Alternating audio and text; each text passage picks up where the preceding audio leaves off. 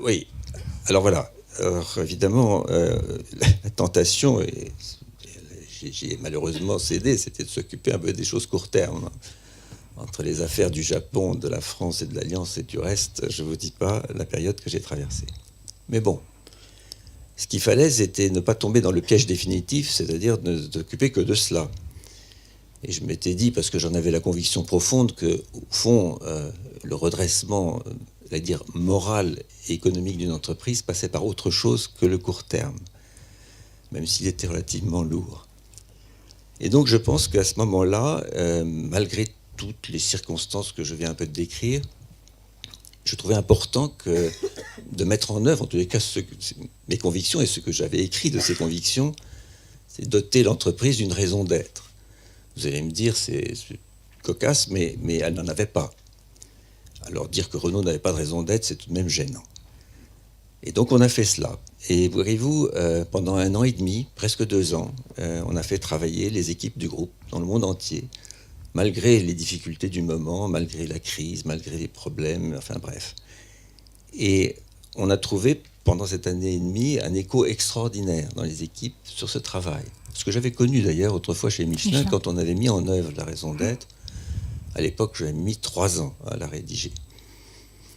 Mais si je parle de cela, c'est que pendant cette période-là de réflexion sur la raison d'être de l'entreprise, il se génère un dialogue absolument incroyable dans l'entreprise qu'on n'imagine même pas. Souvent, on nous dit non, mais il n'y a pas de souci, chez nous, on dialogue tout le temps. En réalité, ce n'est pas forcément vrai. Et on se rend compte qu'à travers ces débats, qui sont parfois un peu, j'allais dire, sceptiques, les gens se demandent un peu de quoi on parle, etc., on génère de façon incroyable, d'un seul coup, une passion pour la recherche du sens autour du travail.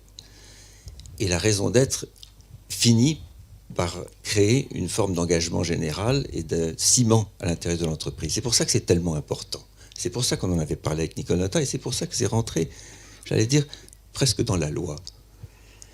En tous les cas, c'est un concept extraordinaire qui a posé des problèmes invraisemblables à tous les grands juristes de notre pays. Croyez-moi, j'ai passé des moments délicieux sur le plan du droit pour voir ce qu'était la raison d'être, mais c'était des moments qui valaient le coup d'être vécus, croyez-moi. Mais pour en revenir au point, c'est bien cela. À partir de la raison d'être, qui est en règle, comme vous savez, ce que j'appelle l'étoile polaire d'une entreprise, on a redonné à Renault cette espèce de « Ah ben oui, au fait, mais bien sûr, mais c'est bien nous ».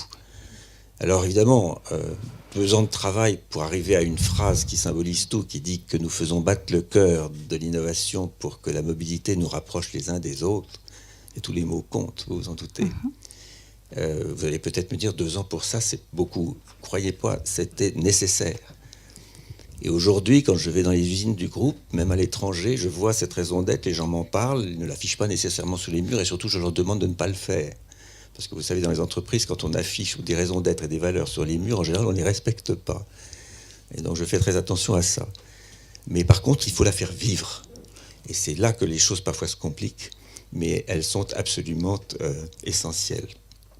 Lorsqu'une raison d'être est vraiment bien vécue, bien partagée, alors je vous assure que la performance de l'entreprise, que vous vouliez ou non, elle se développe toute seule.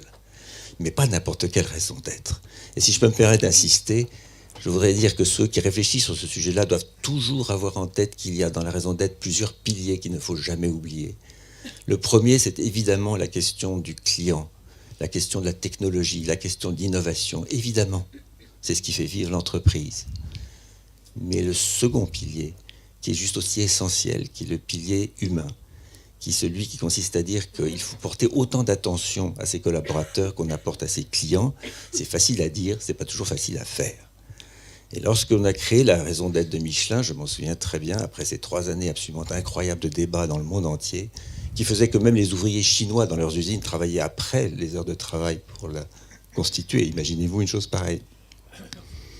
J'allais dire, se résumait dans une phrase qui consiste à dire « Nous voulons offrir à chacun une meilleure façon d'avancer ». Alors 3 ans pour ça, c'est peut-être aussi un peu long, mais ça veut dire beaucoup. Ça veut dire évidemment la mobilité durable, ce que je retrouve chez Renault. Ça veut dire tout cela, ça veut dire la technologie, l'innovation, une entreprise formidable. Très bien. Mais ça veut dire aussi offrir à chacun une meilleure façon d'avancer, c'est-à-dire un épanouissement dans sa vie du travail, et qu'il fallait faire attention autant à nos clients qu'à nos collaborateurs Collaborateurs. pour leur assurer un épanouissement dans la vie du travail. Tout est dit. La question du sens, la question du pourquoi je suis là, mais comment est-ce qu'on s'occupe de moi, mais comment est-ce que je me développe, est-ce que je suis heureux. Toutes les questions dont se pose aujourd'hui, j'ai pu reparler au moment des assises du travail, dans le rapport que j'ai remis au gouvernement en avril, toutes ces questions de la distanciation au travail, tous ces sujets dont tout le monde envahit la presse d'articles et d'idées, tout se résume souvent à une question de recherche de sens, de reconnaissance, de dignité, de valeurs humaines, tout ce dont, mesdames et messieurs, ici dans cette salle, vous êtes les plus grands supporters. Voilà.